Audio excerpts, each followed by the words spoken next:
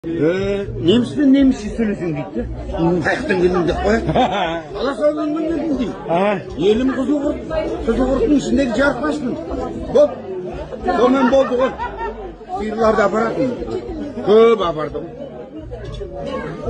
Сол.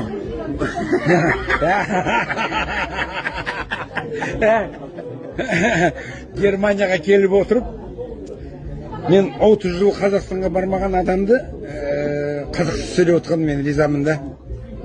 31 жыл болды. 31 жыл болды ма? Көшпеген. Көктемде болдыңыз ба?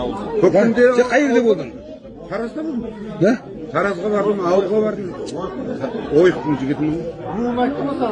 Жоқ, біліп тұрмын. Неге аутаны не қылмадыңыз? Ол да ойық қой, бауырыңыз. Ошақта. Ол ошақ ма? Ошақта.